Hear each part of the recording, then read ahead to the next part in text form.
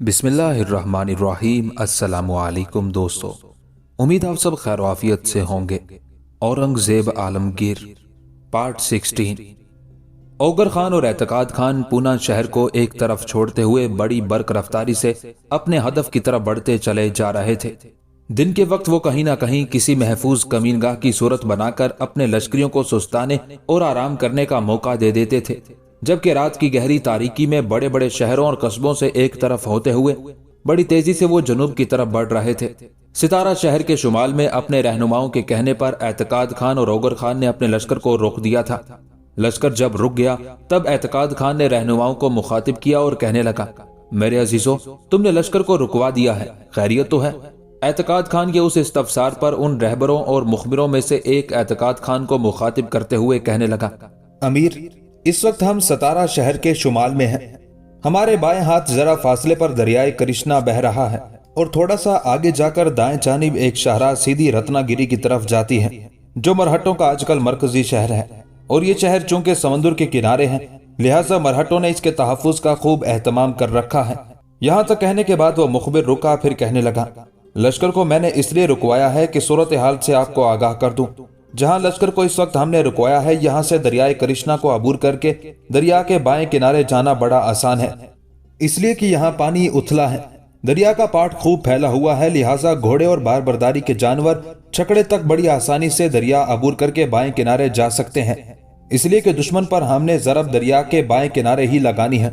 कवि कैलाश और धना दोनों अपने हिस्से के लश्कर के साथ दरिया के बाएं जानिब पड़ाव किए हुए हैं। वो रहनुमा और मुखबिर जब खामोश हुआ तब इस्तफहामियत से अंदाज में एतकाद खान ओगर खान की तरफ देखने लगा था। ओगर खान ने कुछ सोचा, फिर अपने रहबर को मुखातिब करके कहने लगा, मेरे अजीज, तू ये तो बता चुका है कि हमारे बाएं जानिब दरियाए कृष्णा है और जरा आगे सतारा शहर है और यहाँ से दरिया को आसानी से अबूर किया जा सकता है, इसलिए कि दरिया का पाट चौड़ा है। पर यह तो कहो कि यहाँ से अगर हम दरियाए कृष्णा अबूर करके बाएं किनारे जाएं तो वहां से मरहटों का लश्कर कितनी दूर होगा? जवाब में उस रहबर ने कुछ सोचा, फिर कहने लगा, यहाँ से उनका लश्कर काफी दूर है। ओगर खान ने फिर कुछ सोचा, कोई फैसला किया, दोबारा उसने उसे मुखातिब किया, अच्छा ये बता, दरियाए कृष्णा के बाएं किनारे जहाँ कवि कैलाश और धना ने अपने मरहट्टा लश्कर के साथ पड़ाव किया हुआ है, उसके आसपास दरिया को अबूर करने के लिए कोई पुल भी है? आखिर ये कवि कैलाश और धना दाएं किनारे से ही बाएं किनारे की तरफ गए होंगे, इन्होंने भी तो किसी तरह दरिया को अबूर किया होगा। जवाब में उस मुखबिर ने गला साफ किया और कहने लगा, आपका अंदाजा दुरुस्त है। जहां इस वक्त मरहट्टों के लश्कर ने पड़ाव किया हुआ है, इस लश्कर से पहले कश्तियों का एक पुल है और चंद मील आगे जाकर भी वैसा ही एक पुल है। इस तरह से इन दिनों मरहट्टों ने दरिया के शर्की किनारे दो पुलों के दरमियान पड़ाव कायम कर रखा है। रहबर जब खामोश हुआ तब कुछ सोचते हुए ओगर खान ने फिर उससे मुखातिब किया, अच्छा ये बता, मरहट्टों के लश्कर की तादाद किस कदर होगी? हमारा जो मुत्तहिदा लश्कर है उससे थोड़ी है या ज्यादा? कुछ सोचते हुए रहबर ने अंदाजा लगाया, फिर कहने लगा, नहीं, मरहट्टों के लश्कर की तादाद हमारे लश्कर से कहीं ज्यादा है। जवाब में ओगर खान फिर चंद लम्हे सोचता रहा, उसके बाद एतकाद खान की तरफ देखा, उसे मुखातिब करके कहने लगा, एतकाद खान, मेरे मोहतरम भाई, इस वक्त मेरे जहन में एक तजवीज है, अगर आप मुनासिब समझे तो उस पर अमल करके हम आज ही रात की गहरी तारीकी में मरहट्टों को बदतरीन शिकस्त दे सकते हैं। अपने घोड़े को आगे बढ़ाकर एतकाद खान ने ओगर खान की पीठ थपथपाई, कहने लगा, मेरे अजीज भाई, इस तरह और इस किस्म की अजनबियत की बातें नहीं करते। अगर तुम्हारे पास कोई ऐसी तजवीज है जिस पर अमल करके मरहट्टों को जेर किया जा सकता है तो हर सूरत में उस पर अमल किया जाएगा। अब कहो तुम क्या कहना चाहते हो, ताकि मैं भी जानूं मरहट्टों को कैसे शिकस्त दी जा सकती है। एतकाद खान के खामोश होने पर ओगर खान फिर बोल उठा, मेरे भाई, मैं चाहता हूं कि यहां से हम दरियाए कृष्णा को अबूर करके बाएं किनारे ना जाएं, बल्कि दाएं किनारे रहते हुए ही आगे बढ़ते रहें। सितारा शहर को एक तरफ छोड़कर दरिया के किनारे किनारे पेशकदमी जारी रखें। मेरे ख्याल में ऐसा करने से हम किसी की निगाहों में नहीं आएंगे। सितारा शहर से भी इंतहाई राजदारी के साथ गुजर जाएंगे। जहां तक मरहट्टों के मरकजी शहर रत्नागिरी का ताल्लुक है तो वो समुद्र के किनारे यहां से काफी दूर है। आगे बढ़ते हुए दरियाए कृष्णा का जो पहला पुल आता है उससे जरा इधर ही अपने लश्कर को रोक देंगे। आपके हिस्से का लश्कर आपके पास रहेगा। लश्कर के अंदर जो बार बरदारी के जानवर और छकड़े हैं वो सब आप ही की निगरानी में रहेंगे। میں اپنے حصے کے لشکر کو لے کر دریا کے کنارے کنارے آگے بڑھتا چلا جاؤں گا اور دریائے کرشنا کے دوسرے پل کی طرف چلا جاؤں گا۔ اتنی دیر تک آپ اپنے حصے کے لشکر کے ساتھ اسی پل کے پاس قیام کریں گے۔ دوسرے پل کے قریب جا کر میں فضا کے اندر جلتے ہوئے پروں کا ایک تیر بلند کراؤں گا، جو آپ کے لیے نشانی ہوگی کہ میں اس پل کے قریب پہنچ چکا ہوں۔ جب آپ فضا میں جلتے ہوئے پروں والے تیر کو دیکھیں تو آپ اپنے حصے کے لشکر کے ساتھ پل کے ذریعے دریا کو عبور کر کے دریائے کرشنا کے بائیں کنارے چلے جائیں۔ اتنی دیر تک میں بھی دوسرے پل سے اپنے لشکر کے ساتھ دریا عبور کر چکا ہوں گا۔ اب ہمارے سامنے دو طرح کی صورتحال آئے گی۔ اگر مرہٹوں نے فضا کے اندر بلند ہونے والے جلتے پروں والے تیر کو دیکھ لیا اور اس صورتحال کو انہوں نے اپنے لیے مشتبہ اور اندیشہ ناک جانا، تب وہ اپنے لشکر کا ایک حصہ اس پل کی طرف روانہ کریں گے جس پل سے میں اپنے لشکر کے ساتھ دریا عبور کر چکا ہوں گا۔ اگر مرہٹوں کے لشکر کا کوئی حصہ اس طرف گیا تو خداوند کو منظور ہوا تو رات کی تاریکی میں انہیں کاٹ کر رکھ دوں گا اور پھر دریا کے کنارے کنارے آپ کی طرف بڑھنا شروع ہو جاؤں گا۔ اتنی دیر تک میرے بھائی تم بھی اپنے حصے کے لشکر کے ساتھ آگے بڑھنا شروع کر دینا، اور مرہٹوں کے لشکر نے جدھر پڑاؤ کیا ہوگا اس پر دو طرفہ حملہ کر کے اپنی فتح کو یقینی بنا لیں گے۔ اگر جلتے پروں والے تیر کو مرہٹے کوئی اہمیت نہ دیں اور کوئی جوابی قدم بھی نہ اٹھائیں، تب آپ یہ احتیاط رکھنا کہ مرہٹوں کے لشکر پر اس وقت حملہ آور ہونا جب میری طرف سے تکبیریں بلند ہونا شروع ہو جائیں۔ میں چاہتا ہوں کہ مرہٹوں کے لشکر پر حملہ آور ہونے میں پہل کروں گا۔ جب میں جنوب کی طرف سے ان پر حملہ آور ہوں گا تو وہ یہی خیال کریں گے کہ حملہ آور جنوب کی طرف سے آئے ہیں، لہٰذا مرہٹے اپنے پورے لشکر کو حرکت میں لاتے ہوئے میرے ساتھ الجھنے اور مجھے مار بھگانے کی کوشش کریں گے۔ ایسی صورت میں وہ اپنے پڑاؤ کو پیچھے چھوڑ کر جنوب میں تھوڑا آگے بھی بڑھ سکتے ہیں۔ اس کے علاوہ بھی ایک صورت پیش آ سکتی ہے، وہ یہ کہ جب میں پل کو عبور کرنے کے بعد شمال کی طرف بڑھوں گا تو ہو سکتا ہے مرہٹوں کو میری پیش قدمی کی اطلاع ہو جائے اور وہ اپنے لشکر کو جنوب کی طرف بڑھائیں اور دور ہی مجھ سے ٹکرانے کی کوشش کریں۔ ایسی دونوں صورتوں میں آپ کو مرہٹوں کے خلاف فائدہ اٹھانے کا موقع مل جائے گا۔ جب آپ تکبیروں کی آوازیں سنیں تو یہ اندازہ لگا لینا کہ میں مرہٹوں سے ٹکرا چکا ہوں۔ یہ صورتحال دیکھتے ہوئے آپ لشکر کے ساتھ تیزی سے آگے بڑھنا، سب سے پہلے مرہٹوں کے پڑاؤ میں داخل ہونا، پڑاؤ کے اندر اگر ان کا کوئی حفاظتی لشکر ہو تو انہیں کاٹ کر رکھ دینا، اس کے بعد چند دستے پڑاؤ کی حفاظت پر چھوڑنا، اپنے بار برداری کے جانور اور چھکڑے بھی مرہٹوں کے پڑاؤ میں رکھنا، اس کے بعد مرہٹوں کی پشت کی طرف سے حملہ آور ہو جانا۔ یہاں تک کہنے کے بعد اوغر خان رکا، پھر اپنی بات کو آگے بڑھا رہا تھا۔ اعتقاد خان میرے بھائی، مرہٹے اپنی پوری طاقت، اپنی پوری قوت اور سارے لشکر کے ساتھ میرے ساتھ الجھ چکے ہوں گے، مجھ پر حملہ آور ہو کر مار بھگانے کی کوشش کریں گے۔ ایسی صورت میں جب آپ ان کی پشت کی طرف سے زوردار انداز میں تکبیریں بلند کرتے ہوئے حملہ آور ہوں گے تو یاد رکھیے گا یہ صورتحال مرہٹوں کے لیے بڑی ہولناک ہوگی۔ ان کے پاؤں تلے سے زمین کھسکنا شروع ہو جائے گی اور ان کے سالار اور لشکر یہ سوچنے پر مجبور ہوں گے کہ حملہ آوروں کے بہت سے لشکر انہیں اپنا ہدف بنانے کے لیے ان علاقوں کا رخ کیے ہوئے ہیں۔ ایسی صورت میں میرے خیال میں وہ زیادہ دیر تک ہمارے سامنے ٹھہر نہیں سکیں گے۔ اب ان کے سامنے بچنے کی ایک ہی صورت ہوگی، سامنے کی طرف بھاگتے ہوئے وہ پل کو استعمال نہیں کریں گے، اس لیے کہ اس طرف میں ہوں گا۔ پشت کی جانب بھی نہیں بھاگیں گے، پشت کے راستے کو تم نے روکے رکھا ہوگا۔ دائیں جانب نہیں بھاگ سکیں گے، ان کے دائیں جانب دریائے کرشنا ہوگا۔ اگر کوئی دریا میں کودے گا تو اپنی جان سے ہاتھ دھو بیٹھے گا، لہٰذا میرا اندازہ ہے کہ ہمارے ہاتھوں شکست اٹھانے کے بعد مرہٹے مشرق کی طرف بھاگیں گے۔ ہم زیادہ دور تک نہیں، کچھ فاصلے تک ان کا تعاقب کر کے ان کے لشکر کی تعداد کو مزید کم کریں گے، اس کے بعد پڑاؤ میں لوٹ آئیں گے۔ واپس آنے کے بعد بھی زیادہ دیر تک دریائے کرشنا کے کنارے قیام نہیں کیا جائے گا، صرف زخمیوں کی دیکھ بھال کی جائے گی۔ جو زیادہ زخمی ہوں گے انہیں چھکڑوں میں سوار کر دیا جائے گا، باقی گھوڑوں پر رہیں گے۔ اس کے بعد دریائے کرشنا کے کنارے کنارے تیزی سے ہمیں شمال کی طرف بڑھتے ہوئے پونا کا رخ کرنا ہوگا۔ اعتقاد خان میرے بھائی، اگر ہم ایسا نہیں کریں گے تو یاد رکھنا جن مرہٹوں کو ہم شکست دیں گے ان میں سے کوئی نہ کوئی ادھر ادھر بھٹکتا ہوا رتنا گیری میں جا کر خبر دے دے گا کہ ان کے لشکر پر دریائے کرشنا کے کنارے کوئی حملہ آور ہوا اور ان کے لشکر کی تباہی و بربادی کا سامان کیا۔ اگر کوئی لشکری نہ بھی بھاگ سکا تب بھی میرے خیال میں ان علاقوں میں ان کے مخبر بھی پھیلے ہوں گے، وہ بھی اپنے لشکر کی بربادی کی اطلاع رتنا گیری تک پہنچا سکتے ہیں، جس کے بعد رتنا گیری سے کوئی اور بڑا لشکر ہم پر حملہ آور ہونے کے لیے ہمارا پیچھا کر سکتا ہے۔ اس وقت تک ہمیں پونا کے قریب پہنچ جانا چاہیے۔ اس کے علاوہ ایک اور احتیاط کرنا ہوگی، وہ احتیاط میں بھی کروں گا، تمہیں بھی اختیار کرنا ہوگی۔ دریائے کرشنا کو عبور کرنے کے بعد اپنی منزل کی طرف بڑھنے سے پہلے اپنے آگے آگے کچھ مسلح مخبر اور جوان پھیلا دینا۔ اگر راستے میں انہیں کوئی مرہٹوں کا جاسوس یا مخبر دکھائی دے تو ان کا خاتمہ کرتے ہوئے آگے بڑھتے رہیں۔ اس طرح میرے خیال میں ہم محفوظ انداز میں مرہٹوں پر حملہ آور ہو کر اپنا مقصد اور نصب العین حاصل کرنے میں کامیاب ہو جائیں گے۔ जब तक ओगर खान बोलता रहा, एतकाद खान बिल्कुल खामोश रहा। जब वो अपनी बात मुकम्मल कर चुका तब कहने लगा, ओगर खान, मैं कोई लंबी चौड़ी बात नहीं करूंगा। जो कुछ तुमने कहा है मेरे भाई वो आखिरी है। अब आओ अपने काम की इब्तिदा करें। जवाब में ओगर खान मुस्कुरा दिया। फिर ओगर खान ने अपने हिस्से के लश्कर को अलहदा किया। उसके बाद वो दरियाए कृष्णा के किनारे किनारे बड़ी तेजी से आगे बढ़ने लगा था, जबकि एतकाद खान अपने लश्कर के साथ वहीं रुककर इंतजार करने लगा था। यहाँ तक के दूर जनूब में दरियाए कृष्णा के किनारे जलते परों का एक तीर बुलंद हुआ था। जलते परों के उस तीर को देखते ही एतकाद खान अपने लश्कर को हरकत में लाया और वो दरियाए कृष्णा के उस पुल से दरिया के शर्की किनारे की तरफ जा रहा था। दूसरी तरफ फिजाओं के अंदर जलते परों का तीर छोड़ने के बाद ओगर खान भी अपने लश्कर के साथ हरकत में आया। जो पुल उसके सामने था उसके जरिए उसने दरियाए कृष्णा को अबूर किया और दूसरे किनारे की तरफ गया। फिर पलटा और घनेर अंधेरों और गुमसुम कर्ब में वो लपकती बर्फ की तरह मरहटों के पड़ाव की तरफ बढ़ा था। मरहटों की बदकिस्मती कि उन्होंने दरियाए कृष्णा के किनारे बुलंद होने वाले जलते परों के तीर का कोई असर न लिया, या हो सकता है उनमें से किसी ने उस तीर को देखा ना हो। इस बिना पर अपने पड़ाव में वो हथियार खोले पड़े रहे। दूसरे वो इलाका काफी दूर उफ्तादा था। इस बिना पर वो ये उम्मीद भी नहीं कर सकते थे कि उन इलाकों में भी मुसलमानों का कोई लश्कर उन पर हमलावर हो सकता है या उन पर शब खून मारकर उन्हें नुकसान पहुंचा सकता है। बहरहाल ओगर खान बड़ी बर्क रफ्तारी से उनके पड़ाव की तरफ बढ़ा। मरहटों को उस वक्त उसकी आमद की खबर हुई जब वो बिल्कुल उनके करीब पहुंच गया। उस वक्त उनमें भगदड़ मच गई। मरहट्टे इधर उधर भागते हुए हथियार संभालने लगे थे।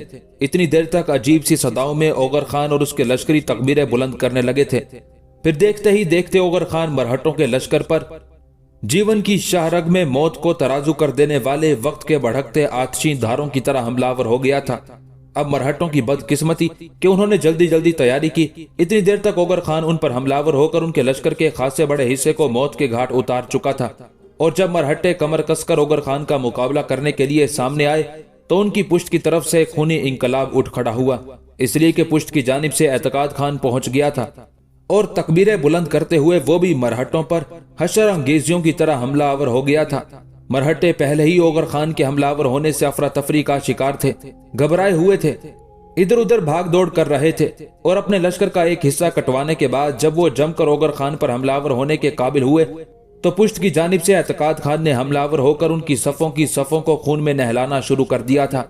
रात की गहरी तारीकी में दो तरफा हमलों के बाइस मरहट्टों की हालत बड़ी तेजी से महरूमी से उजड़ी सूरतों, रुसवाइयों से पीले आंचलों, गीली लकड़ी के से धुएं और जलती हसरतों के अंगारों में उम्मीदों की राख जैसी होनी शुरू हो गई थी। दरियाए कृष्णा के किनारे मरहट्टे ज्यादा देर तक ओगर खान और एतकाद खान के उन दो तरफा हमलों को बर्दाश्त न कर सके।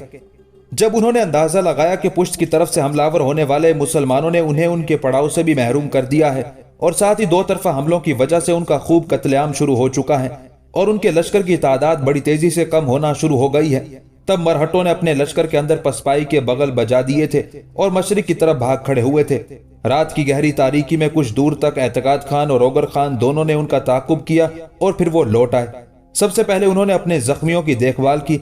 जो ज्यादा जख्मी हुए थे उनकी मरहम पट्टी करने के बाद उन्हें छकड़ों में डाल दिया गया। जो कम जख्मी हुए थे उनकी मरहम पट्टी के बाद उन्हें घोड़ों पर सवार किया गया और मरहट्टों के पड़ाव की हर चीज को समेटते हुए एतकाद खान और ओगर खान दोनों दरियाए कृष्णा के किनारे किनारे वापसी का सफर शुरू कर चुके थे। पूना शहर में एक रोज दुर्गावती और शीतल दोनों माँ बेटी अपने दीवान खाने में बैठी बाहम गुफ्तगू कर रही थी कि दीवान खाने में जयसिंह नमूदार हुआ। जयसिंह मुस्कुरा रहा था। उसके चेहरे से खुशी और तमानियत का इजहार भी था। धीमे धीमे अंदाज में मुस्कुराते हुए जयसिंह आगे बढ़ा। दुर्गावती और शीतल दोनों माँ बेटी के सामने बैठ गया। दुर्गावती और शीतल दोनों कुछ देर तक बड़े गौर से उसकी तरफ देखती रही। फिर किसी कदर खुशी का इजहार करते हुए दुर्गावती बोल उठी, आपकी हालत से आज लगता है कि आपको कोई अच्छी खबर मिली है। अगर मेरा अंदाजा दुरुस्त है और आपको अच्छी खबर मिली है और उस अच्छी खबर की वजह से आपके चेहरे पर खुशी के तासुरात फैले हुए हैं तो हमें भी बताएं, हमें भी उस खुशी में शामिल करें। हम दोनों माँ बेटी ने क्या जुर्म किया है कि आप खामोशी से मुस्कुराते हुए आकर हमारे सामने बैठ गए हैं? बल्कि अगर खुशी की कोई बात है तो आपको तो दीवान खाने में दाखिल होते ही बारूद की तरह फट पड़ना चाहिए था और जो खबर आपकी खुशी का बायस हुई है वो खबर हमसे भी कह देना चाहिए थी। दुर्गावती जब तक बोलती रही, जयसिंह मुस्कुराते हुए उसकी तरफ देखता रहा। उसके खामोश होने पर कहने लगा, दुर्गावती, तुम्हारा अंदाजा दुरुस्त है। मैं वाकई एक अच्छी नहीं बल्कि बहुत अच्छी खबर लेकर आया हूँ। मैं मुस्तकर में अपने कुछ सालारों के साथ महवे गुफ्तगू था कि वहाँ सूरत शहर के हाकिम एतमाद खान का एक कासिद आया। اس نے مجھے اطلاع دی کہ اوگر خان کی نانی آگرہ سے سورت پہنچ چکی ہے۔ اس نے رنمست خان کی منگیتر زرنگار کے ہاں قیام کیا ہوا ہے اور یہ بھی بتایا گیا ہے کہ وہ سخت بیمار ہے اور اب اس کی سب سے بڑی خواہش یہ ہے کہ وہ اوگر خان اور رنمست خان دونوں کی شادی کر دے۔ یہاں تک کہنے کے بعد جے سنگھ رکا، پھر اپنی بات کو آگے بڑھاتے ہوئے وہ کہہ رہا تھا، آنے والے قاصد نے مجھ پر یہ بھی انکشاف کیا ہے کہ اوگر خان کی نانی مہرالنساء نے یہ بھی کہا تھا کہ چاہیے تو یہ تھا کہ رنمست خان اور زرنگار کی شادی کا اہتمام سورت شہر میں، جبکہ اوگر خان اور شیتل کی شادی کا اہتمام پونا شہر میں کیا جاتا اور یہ سارا انتظام وہ خود اپنے ہاتھوں سے کرتی۔ اس کا کہنا تھا کہ اب چونکہ وہ بیمار ہے، لاگر ہے، اس بنا پر پونا تک نہ وہ سفر کر سکتی ہے اور نہ پونا آ سکتی ہے، اس لیے اس نے یہ خواہش ظاہر کی ہے کہ شیتل کو بھی سورت شہر میں بلا لیا جائے تاکہ مہرالنساء کی موجودگی میں اوگر خان اور شیتل، رنمست خان اور زرنگار کی شادی کا اہتمام کر دیا جائے۔ یہاں تک کہنے کے بعد جے سنگھ رکا، لمحہ بھر کے لیے بڑے غور سے اپنی بیوی اور بیٹی کی طرف دیکھا، پھر ان دونوں کی طرف دیکھتے ہوئے سوال داغ دیا، اب تم دونوں ماں بیٹی مجھے یہ بتاؤ کہ تمہارا اس سلسلے میں کیا خیال ہے؟ جے سنگھ کے اس سوال پر درگاوتی اور شیتل نے مسکراتے ہوئے ایک دوسرے کی طرف دیکھا، پھر درگاوتی نے اپنے شوہر جے سنگھ کو مخاطب کیا، پہلے آپ یہ بتائیں کہ اوگر خان خود اس وقت کہاں ہے؟ جے سنگھ مسکرایا اور کہنے لگا، اوگر خان کی ملاقات ابھی تک اپنی نانی سے نہیں ہوئی، تاہم اسے یہ تو خبر ہو چکی ہے کہ اس کی نانی آگرہ سے سورت کے لیے روانہ ہو چکی ہے۔ اوگر خان ان دنوں، جیسا کہ آنے والے قاصد نے مجھے بتایا ہے، اپنے ساتھی سالار اعتقاد خان کے ساتھ دریائے کرشنا کی طرف مرہٹوں سے الجھا ہوا ہے۔ جے سنگھ کے اس سوال پر درگاوتی نے کچھ سوچا، پھر کہنے لگی، میرے خیال میں ہمیں وقت ضائع کیے بغیر شیتل کو لے کر سورت کا رخ کرنا چاہیے۔ اگر سورت میں شیتل کی شادی کا اہتمام نہ بھی ہوتا تب بھی ہمیں فلفور مہرالنساء کی بیماری کا سنتے ہی سورت کی طرف کوچ کر جانا چاہیے، اور اب تو دو معاملے پیش ہیں، شیتل کی شادی بھی ہے اور مہرالنساء کی بیماری۔ میں چاہوں گی کہ ہمیں شیتل کو لے کر جلد از جلد سورت شہر کا رخ کرنا چاہیے۔ درگاوتی کے خاموش ہونے پر شیتل بول اٹھی، ابا، کیا ایسا ممکن نہیں کہ اوگر خان جب دریائے کرشنا کی اپنی مہم سے فارغ ہو کر واپس سورت کی طرف جائیں تو ہم ان کے ساتھ ہو لیں؟ شیتل کے اس مشورے پر جے سنگھ نے کچھ سوچا، پھر کہنے لگا، بیٹی، تمہاری یہ تجویز ہے تو بہت اچھی، پر یہ بتاؤ کہ دریائے کرشنا کی طرف جاتے ہوئے کیا اوگر خان یہاں سے ہو کر گیا تھا؟ اسے اور اعتقاد خان کو نہ جانے کیسی کٹھن مہم درپیش ہے، اور وہ کن کن گمنام راستوں سے سفر کرتے ہوئے جنوب کی طرف گئے، اور پھر یہ بھی ممکن ہے کہ وہ جن راستوں سے جنوب کی طرف گئے تھے انہی راستوں سے ہوتے ہوئے وہ شمال میں سورت شہر کا رخ کر جائیں۔ پونا شہر وہ نہ آئے پھر کیا ہوگا؟ اس کے علاوہ میری بیٹی، آنے والے قاصد نے مجھ پر یہ بھی انکشاف کیا ہے کہ زرنگار کے باپ اور ان کے ہمسائے کمبر خان نے سورت شہر کے حاکم اعتماد خان کے ساتھ مل کر جس طرح ہماری طرف قاصد بھجوایا ہے، اسی طرح اس نے اوگر خان اور رنمست خان کی طرف بھی قاصد بھجوائے ہیں، اور انہیں فلفور سورت شہر پہنچنے کے لیے کہا گیا ہے۔ میری بیٹی، ساتھ ہی یہ بھی خبریں آئی ہیں کہ خود میر محترم بھی لشکر کے ایک حصے کے ساتھ دکن کی طرف کوچ کرنے والے ہیں۔ اب پتہ نہیں اس وقت تک انہوں نے کوچ کیا ہے، وہ دکن کی طرف روانہ ہوئے ہیں یا نہیں، لیکن آنے والے قاصد نے یہ انکشاف ضرور کیا ہے کہ مرہٹوں، راجپوتوں اور بیجاپور والوں کے حالات درست کرنے کے لیے میر محترم اپنے بیٹے معظم علی اور کچھ دوسرے سالاروں کے ساتھ خود بھی دکن کا رخ کرنا چاہتے ہیں۔ جب تک جے سنگھ بولتا رہا، درگاوتی اور شیتل بڑے غور سے اسے سنتی رہی۔ اس کے خاموش ہونے پر درگاوتی بول اٹھی، آپ ٹھیک کہتے ہیں، میں سمجھتی ہوں ہمیں اوگر خان کا انتظار نہیں کرنا چاہیے۔ ہو سکتا ہے مرہٹوں کی مہم نمٹانے کے بعد اوگر خان کسی اور طرف سے ہوتا ہوا سورت شہر کی طرف چلا جائے، اس بنا پر ہمیں وقت ضائع نہیں کرنا چاہیے۔ درگاوتی کی اس گفتگو کے جواب میں جے سنگھ تھوڑی دیر تک خاموش رہا، پھر شیتل کی طرف دیکھتے ہوئے کہنے لگا، بیٹی، اگر تیری رضامندی ہو تو میں ابھی اٹھ کر مستقر کی طرف جاؤں، لشکر کا ایک حصہ ایک سالار کی کمانداری میں دے کر اسے یہیں چھوڑوں اور چند مسلح دستے اپنے ساتھ لوں اور دونوں ماں بیٹی کو لے کر سورت کی طرف روانہ ہو جاؤں۔ یہ کام میں تم دونوں کی طرف آنے سے پہلے بھی کر سکتا تھا، لیکن اس سلسلے میں تم دونوں ماں بیٹی سے مشورہ کرنا چاہتا تھا۔ اب جو تم کہتی ہو میں اسی پر عمل کروں گا۔ جے سنگھ کی اس تجویز کے جواب میں درگاوتی اور شیتل دونوں ماں بیٹی کچھ دیر تک باہم مشورہ کرتی رہیں، ساتھ ہی ساتھ مسکراتے ہوئے خوشی کا اظہار بھی کرتی رہیں۔ اس کے بعد درگاوتی نے پھر اپنے شوہر جے سنگھ کو مخاطب کرتے ہوئے کہنا شروع کیا، آپ بے شک ابھی جا کر ان دستوں کو تیار کر دیں جنہوں نے ہمارے ساتھ سورت شہر کی طرف روانہ ہونا ہے، لیکن روانگی 3 دن بعد ہونی چاہیے، اس لیے کہ یہ شادی کا معاملہ ہے، بہت سے لوگوں کے لیے ہمیں یہاں سے سامان لے کر جانا ہے، کچھ تحائف بھی خریدنے ہوں گے۔ میں اور شیتل دونوں ماں بیٹی 3 دن تک تغدو کر کے یہ سارے کام نمٹا لیں گی، اس کے بعد ہم سورت شہر کی طرف روانہ ہو جائیں گے۔ درگاوتی کی اس تجویز سے جے سنگھ نے اتفاق کیا تھا، پھر کہنے لگا، اگر تم دونوں ماں بیٹی 3 دن بعد سورت شہر کی طرف روانہ ہونا چاہتی ہو تو پھر مجھے اس قدر جلدی کرنے کی ضرورت نہیں ہے، فی الحال تو مجھے سخت بھوک لگی ہے، کھانا دو۔ इसके बाद मैं आज शाम या कल सुबह मुस्तकर की तरफ जाऊंगा और जिन मुसल्ला दस्तों को मैंने अपने साथ लेकर सूरत की तरफ जाना है उन्हें तैयार रहने के लिए कह दूंगा। साथ ही अपने जिस सालार को मैंने यहाँ अपना कायम मकाम बनाकर जाना है, इस सिलसिले में उससे भी गुफ्तगू कर लूंगा। जयसिंह की उस तजवीज से शीतल और दुर्गावती दोनों ने इत्तेफाक किया था। फिर दीवान खाने ही में उन्होंने खाने के बर्तन लगाए और तीनों इकट्ठे बैठकर खाना खा रहे थे। रत्नागिरी में एक रोज शिवाजी का बेटा शंभू जी अपने सालारों में से संत राजा राम, शाहू जी और कुछ दूसरे छोटे सालारों के साथ बैठा मुसलमानों के इलाकों पर हमलावर होने से मुतालिक लाएअमल मुरतब कर रहा था। इसलिए कि शंभू जी ने अब खुलकर तबाही और बर्बादी का खेल खेलना शुरू कर दिया था। पहले तो वो दशहरा के त्योहार के बाद अक्सर लश्कर लेकर निकलता, लूट मार करता और अपने लिए जरूरत का सामान फराहम कर लेता, लेकिन अब उसने खुलेआम हमलावर होकर लूट मार और तबाही मचानी शुरू कर दी थी। गुज़िश्ता मौसम सरमा में शंभू जी ने एक बहुत बड़ा लश्कर तरतीब दिया, खानदेश और बुरहानपुर पर हमलावर हुआ और उन इलाकों को लूट कर उसने चारों तरफ तबाही मचा दी। उस लूटमार के दौरान बहुत से मोअज़्ज़ज़ लोगों ने अपनी बीवियों, लड़कियों और बच्चियों को इसलिए अपने हाथ से कत्ल कर दिया कि उनकी आबरू महफूज रह सके या वो मरहटों के गुलाम बनकर ना रहें। उन हमलों के दौरान मरहटों ने लातादाद घरों को नजर आतिश कर दिया और अब शंभू जी अपने उन्हीं सालारों के साथ एक इंतहाई अहम शहर अहमदनगर पर हमलावर होने के लिए मंसूबा बना रहा था। जिस वक्त ये गुफ्तगू जारी थी, मरहटों के कुछ मुखबिर शंभू जी और उसके कुछ सालारों के पास आए। उन्हें देखते ही शंभू जी ने गुफ्तगू का सिलसिला खत्म कर दिया।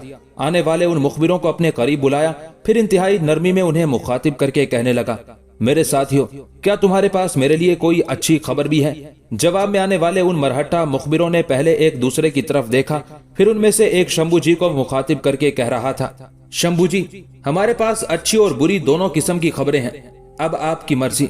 यहाँ तक कहते कहते उस मुखबिर को खामोश हो जाना पड़ा, इसलिए कि शंभू जी उसे मुखातिब करके कहने लगा, पहले बुरी खबर सुनाओ ताकि मैं उसे सुनकर तैयार हो जाऊं, उसके बाद हमारे लिए कोई अच्छी खबर हो तो कह देना।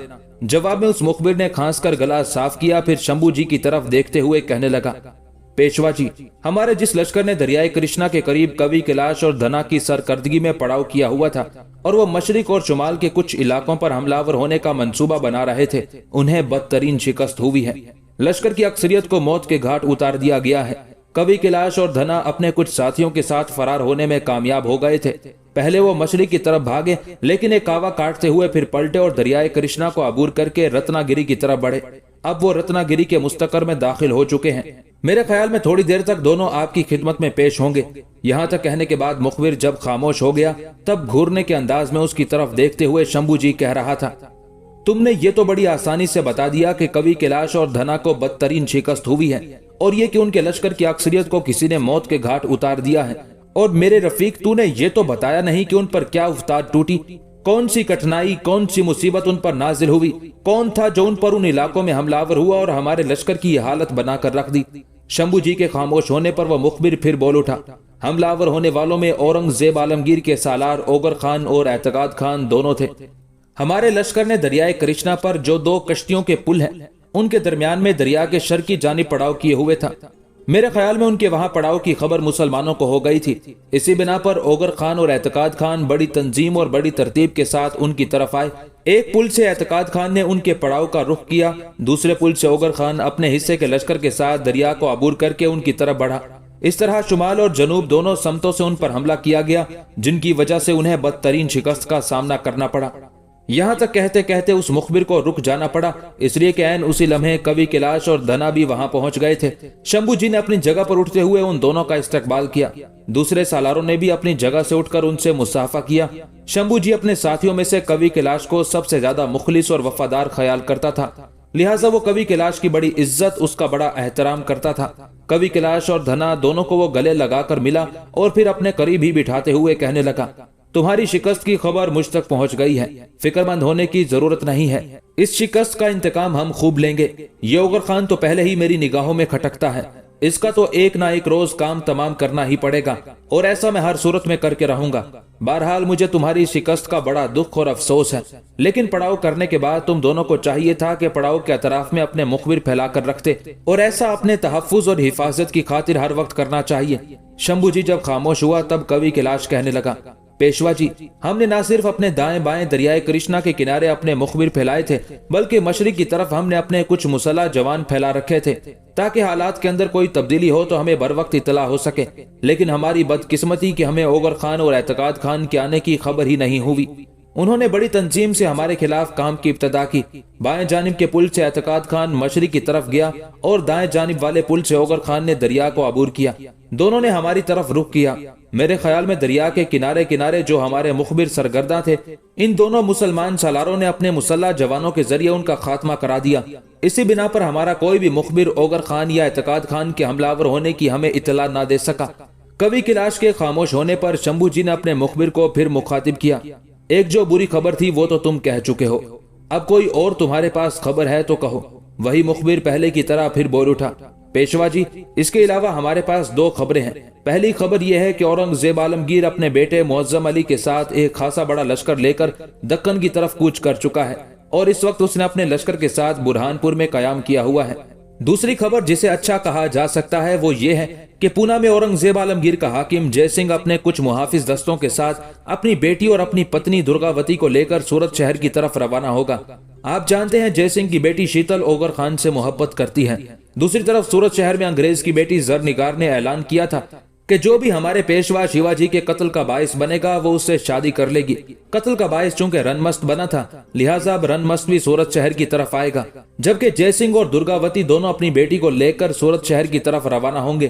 وہاں اوگر خان اور رن مست خان کی نانی جس کا نام مہر النساء ہے وہ آگرہ سے سورت پہنچ چکی ہے۔ اس کی موجودگی میں شیتل کی شادی اوگر سے اور زرنگار کی شادی رن مست خان سے ہوگی۔